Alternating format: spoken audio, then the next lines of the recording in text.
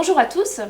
Alors aujourd'hui, on accueille Sébastien pour discuter avec Jacques Cheminade de la situation qu'on a en France depuis plusieurs mois, où en fait on a forcément vu de multiples mouvements de grève, de manifestations se succéder. Finalement, pourquoi on en arrive là? Et pourquoi à chaque fois on a l'impression que ces mouvements se heurtent à un mur de mépris et de déconnexion totale de la part de nos élites? Alors, il y a d'abord le fait que nos élites s'adaptent à une politique internationale, à une politique mondiale qui en Occident est une politique de mépris de celui qui travaille en réalité. C'est-à-dire qu'on arrive à un moment où cette priorité financière, la mondialisation financière, bafoue le travail humain, se moque du travail humain. Et comment on s'adapte? Par exemple, on veut faire de l'ENA la John Fitzgerald Kennedy School of Governance au modèle de Harvard. On s'adapte à un modèle étranger. On veut s'adapter à un modèle étranger. C'est la première raison. Et la deuxième raison, c'est la suffisance française. Cette suffisance, qui n'est pas du tout française, qui est la suffisance d'une certaine caste sociale, qui, elle, passe maintenant, avec des mentions très bien, par des institutions d'enseignement privées dès le secondaire, et qui est à part du reste de la population, et qui peut afficher le même mépris ou la même ignorance vis-à-vis des souffrances par lesquelles passent plus de la moitié des Français, et dire il suffit de traverser la rue pour trouver un boulot, ces gilets jaunes sont des violents, ils racontent n'importe quoi. La France, qu'est-ce que c'est pour ces gens-là? J'ai entendu un ami qui était à l'ENA avec moi le dire. La France, c'est les gens qui habitent la métropole, qui accumulent de la plus-value, qui sont l'avenir, et après il y a le reste de la France. Oh, ils sont peut-être 60, 70, 80%, eux on les traîne derrière. C'est des boulets, quoi. Des boulets, pas des boulets de canon.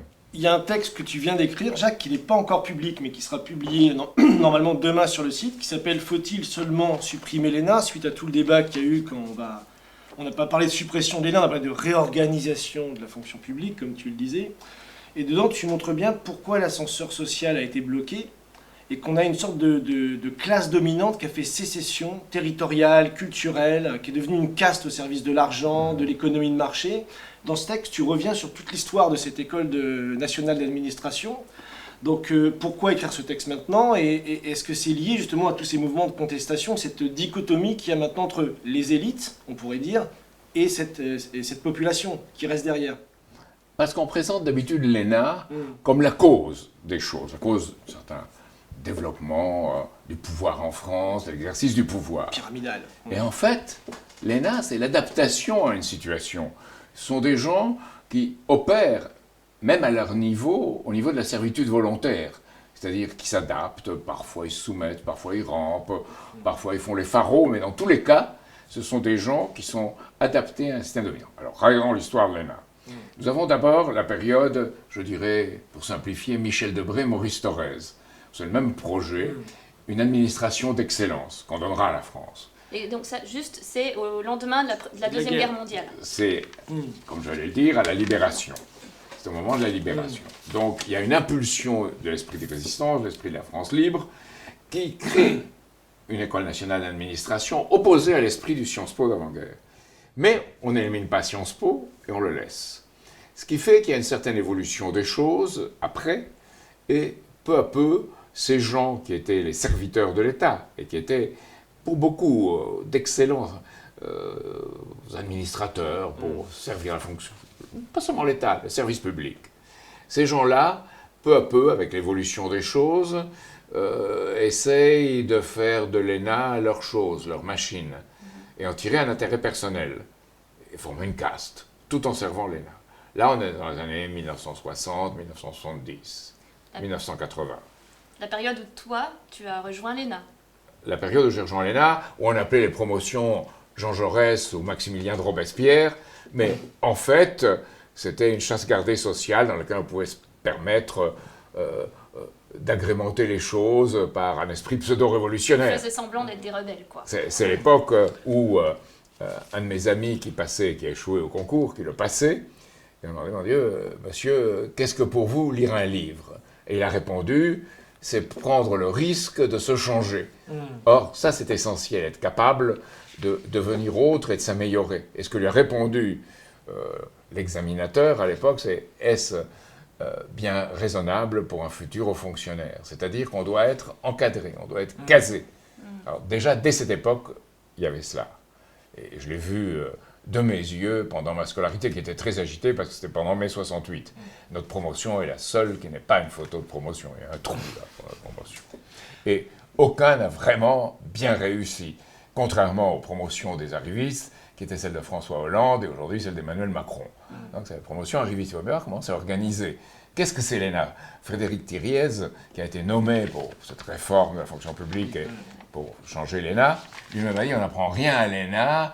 À l'ENA, c'est une épreuve de classement. Non, c'est pas une épreuve de classement. C'est là où on se fait une agenda pour avoir des gens qu'on connaît et créer cette espèce de système incestueux public-privé, de porte tournante, où on commence aussi peu longtemps que possible maintenant par être haut fonctionnaire, surtout à l'inspection des finances, au Conseil d'État, ou à la Cour des comptes. C'est là où surtout à atterrissent l'inspection des finances. ceux qui sont en haut du classement. Inspection des finances. Major.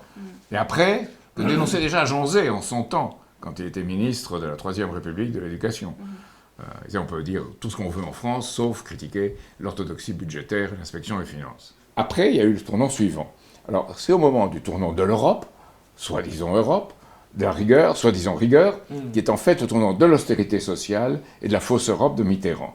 Et à partir de là, évidemment, peu à peu, se constitue un système à l'ENA qui s'aperçoit, et on est aussi après le 15 août 1971, 10 ans après, le fait qu'on a détaché le lien entre le dollar et l'or. On a dérégulé le système financier. On a dérégulé le système financier complètement. Fin du système de Ça devient une table de jeu. Ouais. Un Monopoly financier, disait Rocard, il était trop gentil. C'est une table de jeu, un tripot. Donc là, à partir de là, les gens qui sont à l'ENA s'aperçoivent que le pouvoir, il n'est plus dans l'État. Le pouvoir, il est dans les institutions financières, les grandes banques. Et ils se mettent à servir, tout en n'étant pas toujours conscients de ce qu'ils font, ces intérêts financiers-là. Et là, on arrive à l'ENA d'aujourd'hui, l'ENA macronisée, qui pense que l'ENA, ce n'est plus assez, qu'il faut un système encore plus servant ces marchés. C'est le système de Harvard, c'est la John Fitzgerald Kennedy School de Harvard, l'école de gouvernance. C'est plus le gouvernement, c'est la gouvernance. Et école privée. École privée avec un droit d'entrée très élevé. Oui et non, oui et non, on n'est pas sûr de ça, Ouais, on discute de ça. En tout cas, on rentrera en principe sur dossier. On aura peut-être conservé le concours. C'est comme le bac, c'est comme Sciences Po. On mélange le dossier, on mélange l'examen, on mélange tout ça. Mais en réalité, ce qu'on juge, comme avant, mais par d'autres méthodes, est beaucoup plus choquante. Ce qu'on juge, c'est le conformisme. Il faut être conforme. Je crois que des gens qui n'ont pas fait l'ENA sont pareils. Christine Lagarde est un exemple de cela. Elle est là parce qu'elle était partout conforme. Elle était la groupie de Sarkozy, puis d'Obama, puis du FMI, puis maintenant à la Banque Centrale Européenne. C'est ça le problème français. Voilà le problème français. Jacques, c'est intéressant parce que, en fait, aujourd'hui, l'antichambre de l'ENA, c'est Sciences Po. Ce que tu appelles dans ton texte, d'ailleurs, de manière très bien, l'école de marché. C'est devenu l'école de l'économie de marché. Richard Descoings. Et j'ai cette citation qui est extraordinaire de Boutmy, qui est le fondateur de Sciences Po, qui déjà à l'époque disait, je cite, « Ne faut-il pas créer une nouvelle élite qui de proche en proche donnera le ton à toute la nation, refaire une tête au peuple. Ce serait folie aux classes menacées de croire qu'elles pourront, par la résistance légale, se maintenir dans les positions qui leur restent et regagner leurs positions perdues. Il faut que derrière l'enceinte croulante de leurs prérogatives et de la tradition, le flot de la démocratie se heurte à un second rempart fait de mérites éclatants et utiles, de supériorité dont le prestige s'impose, de capacité dont on ne puisse pas se priver sans folie. » On revient à ce débat aujourd'hui entre le peuple contre cette classe dominante. C'est plus que ça. C'est une classe dominante qui est formée, je dirais, par un dopage de formules. C'est-à-dire, on lui sert les résultats des choses, et pas la manière par laquelle on y est parvenu. Pasteur disait justement, il y a deux formes d'enseigner. Il y a une méthode où on vous dit, voilà, c'est comme ça, et il faut bien l'appliquer, on l'applique. Le théorème de Pythagore, c'est A au carré plus B au carré égale oui, C au carré. on est incapable de l'expliquer. Voilà. Il faut se rappeler que Jean-Jacques Rousseau lui-même, dans l'Émile, disait que si on voulait former des gens des jeunes à la création, il ne fallait pas leur balancer des formules, il fallait leur apprendre comment doubler la surface du carré, comment on construisait un carré du double de la surface du carré initial, et comment on pouvait doubler le volume du cube. Lui-même le disait. Donc à l'époque, c'était quelque chose de très répandu, cette idée-là. Là, à l'ENA, pas du tout. À l'ENA, on forme des administrateurs pour servir.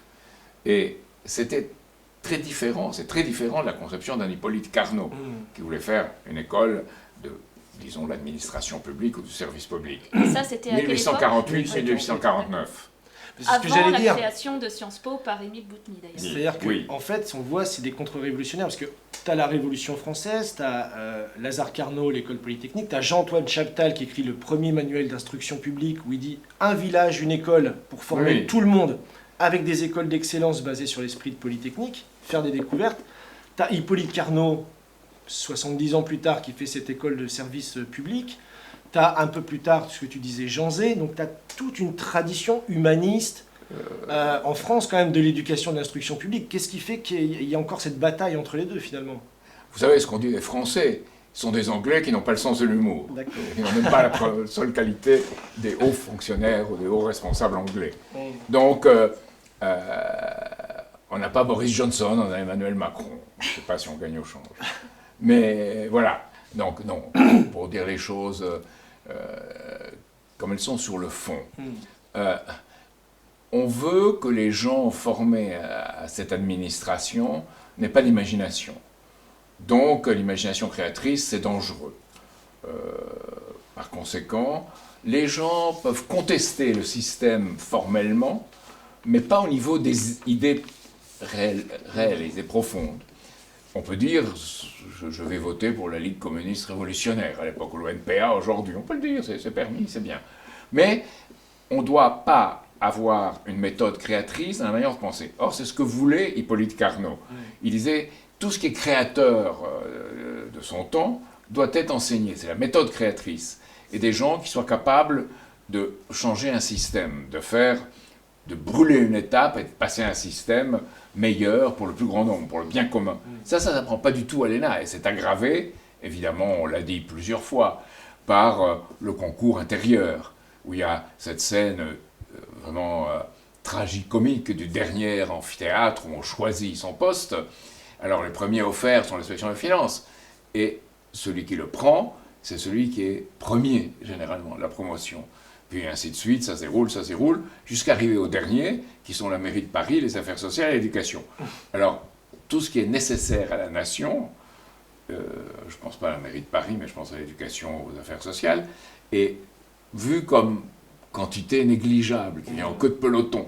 La tête du peloton, c'est les finances. Et c'est le droit. Le Conseil d'État, plus la Cour des comptes, qui est le contrôle budgétaire. Donc le droit et les finances. Et c'est ça le drame. Le drame, c'est que dans ces domaines-là, on ne doit pas être créateur. Moi, j'ai vu des gens de mon temps qui, au début, à l'ENA, étaient des gens qui avaient des idées, qui étaient pour une certaine forme de justice sociale, qui se disaient même révolutionnaires, et qui maintenant arborent la Légion d'honneur et des costumes de la mode, à la mode. Et pantoufles dans le privé, Qui, souvent. Enfin, dans le public. pas nécessairement, ils peuvent être dans le Ouais. privé, ils peuvent être dans les institutions européennes, on gagne très bien sa vie. Ça. Ils peuvent être à la Commission, ils peuvent être à la Cour européenne des droits de l'homme, ils peuvent être à la Cour de justice européenne, ils peuvent être dans différentes institutions où on ne doit pas faire de vagues. Il faut en faire un peu, juste un petit clapotis pour se faire identifier comme ayant des qualités, mais pas de grandes vagues. Or, ces gens-là, dès qu'ils voient une grande vague, une lame de fond, comme les gilets jaunes, ces gens-là, pour eux, ça ne doit pas exister. Quelque chose qui change les règles du jeu ne doit pas exister. Si on se réfère au film de Jean Renoir, La règle du jeu, un meurtre, comme il est dit à la fin de La règle du jeu, doit être un accident. Ça ne doit pas être quelque chose, et qui est un accident qui s'intègre dans le jeu social dominant. Et je crois que le drame, qui est bien aussi la question de l'administration française aujourd'hui, c'est que cette société dominante de la règle du jeu, c'est elle qui a été écrasée à la guerre de 39-40, parce qu'elle n'avait pas les moyens de défendre la nation. Et alors aujourd'hui, quel serait l'envahisseur ou l'occupant face auquel... L'occupant, c'est celui qui est dans chacun de nos esprits. Hein. Il y a un occupant financier qui est évident. Christine Lagarde en est une représentante, l'ambassadrice, je dirais, n'est pas elle n'opère pas, elle n'a pas les capacités, mais elle est l'ambassadrice souriante. Draghi en était le roublard un peu escroc. Donc on a ces gens-là. Trichet, le fonctionnaire bien élevé, mais qui servait la même chose. Comme les 11 millions de francs suisses de Raymond Barre. C'est peut-être différent, parce que ou Barre ou Cahuzac, tous les deux, ont fait une chose tout à fait excentrique par rapport à la façon dont d'habitude on fait carrière. Les autres, c'est pire, parce qu'ils ont fait ce qu'il faut faire tout à fait légalement. Et leur légalement les a servis, du point de vue moral, de façon tout à fait à la fois injuste et injustifiée, injustifiable. Et ils ont été dans la règle du jeu. C'est cette règle du jeu. Alors on monte du doigt ceux qui sont peut-être, d'un point de vue moral, encore pire, comme Cahuzac, Barre ou d'autres, ou qui ont été hypocrites. Je crois que la base pour Barre et Cahuzac, le pire, c'est pas tellement qu'ils aient eu de l'argent en Suisse. Pour Cahuzac, ce n'est pas des sommes énormes, c'est pas mal par rapport aux moyens de mais qu'ils soient présentés en apôtres de la rigueur, contre la fraude fiscale, contre la fraude des Français, les sommets de la morale, et puis ce sont quelque part des gens qui opèrent dans l'hypocrisie absolue. C'est presque de la schizophrénie, là, à ce niveau-là. Oui. Quasiment. Oui, c'est un comportement double. Et j'ai vu ça à l'ENA, comment on pouvait changer des gens intelligents, parfois sympathiques, intéressants, en pions d'un système qu'ils servaient, parce que l'aspiration à monter à partir d'un certain moment devient extrêmement destructrice. C'est comme l'aspiration de celui qui a 2 milliards et qui en veut 10. Qu'est-ce qu'il fera avec les 8 milliards supplémentaires? Pas grand-chose, rien. Si, il pourra peut-être s'acheter un Gauguin de la bonne époque ou un Jeff Koons de la mauvaise époque. Mais non. Donc, à partir d'un moment, c'est l'anxiété d'en avoir toujours plus. Et je pense que, en France en particulier, et c'est une chose qu'on voit latente dans le film La règle du jeu de Renoir, c'est qu'on comble par ce désir d'avoir une position sociale la peur de la mort. Et qu'on est à la peur de la mort. Et à partir de ce moment-là, on accepte la culture qu'on a aujourd'hui, qui est une culture de la mort. C'est-à-dire une culture de l'individu, de l'immédiat, de la possession, et pas une culture du bien commun, et pas une culture qui est d'élever à la dignité d'homme tous les individus de l'espèce humaine, comme le voulait Lazare Carnot. C'est le contraire. C'est chacun pour soi et Dieu pour personne. Mais comment on brise la règle du jeu, alors? On brise la règle du jeu en la brisant à l'intérieur de soi-même, d'abord. Et je crois que la poésie, la philosophie, la science, tout ce qui est la musique, tout ce qui est de l'ordre des arts, permet de créer un état d'esprit où ces choses qui sont véhiculées par un système vivant de formules apparaissent comme tout à fait inintéressant et secondaire. Donc lire un livre, c'est prendre le risque de se transformer. De changer.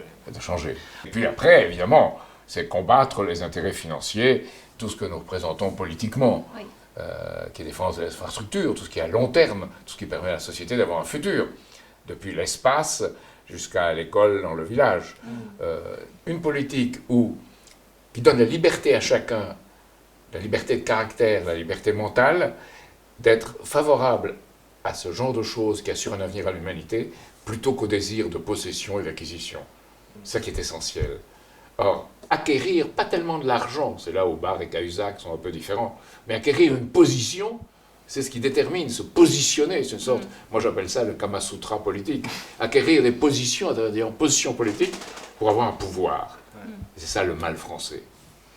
Alors peut-être avant de laisser Johanna conclure, on voulait quand même te poser une question sur l'actualité chaude par rapport à ce qui était révélé dans le Daily Mail. Bon, tu as vu. Donc il y a cet ambassadeur, donc Kim Darroch, qui était l'ambassadeur britannique aux États-Unis, qui était impliqué dans une affaire d'ingérence autour de Trump, pour inspirer les gens autour de Trump, pour le pousser à... Oui, je crois que tu en dis trop d'un coup. Bon, est-ce que tu veux réagir sur ça? Oui, parce que d'un côté, il fait son métier, c'est-à-dire qu'il envoie une évaluation à son gouvernement.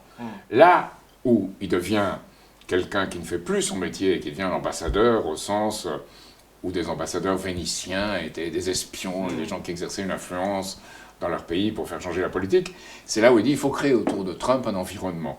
Et il faut créer une série de gens qui susurrent à ses oreilles pour lui faire suivre une certaine politique qui est une politique, celle des va-t-en-guerre, des néoconservateurs et des ultranationalistes. Celle qu'on dénonçait dans la dernière émission. Celle qu'on dénonçait dans la dernière émission, exactement. Il a confirmé, en fait. Et il pousse à ça. Bon. Réaction en France. Il était contre Trump, il insultait Trump, il disait que Trump valait rien. Ça se discute. Bon, probablement, il avait un peu raison.